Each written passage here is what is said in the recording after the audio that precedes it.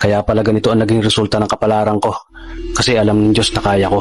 Sa edad kong to, napagod na akong magmadali. Kaya lahat ng ginagawa ko ngayon, ini-enjoy ko na lang. Siguro sa dami na rin ng aking pinagdaanan, napagtanto ko na ang buhay ay mas malawak at mas mahiwaga pa sa mga problemang dumarating sa buhay natin. Tumatanda na tayo, baka sa kakahabol natin sa masagana at maayos na buhay, ay hindi na natin na-enjoy ang buhay.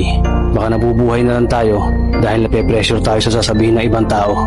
Marami na rin akong mga naging maling desisyon sa buhay, pero lahat yun nagsilbing aral sa akin at natuto ako sa mga pagkakamali ko. May mga taong sobra nating mamahalin at bibigyan ng halaga, pero ibabalik lang sa atin ay kabiguan at matinding trauma.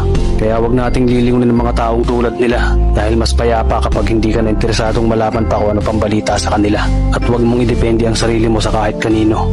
Tandaan mo, kahit sarili mong anino, iiwan ka din nito kapag madilim na ang paligid mo.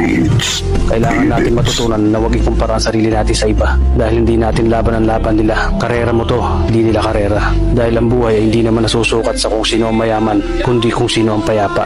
Kaya galingan mo lang palagi tol dahil napakaraming tao mapanghusga, hihilahin ka pababa at lagi mo itong tatandaan. Beats, beat it.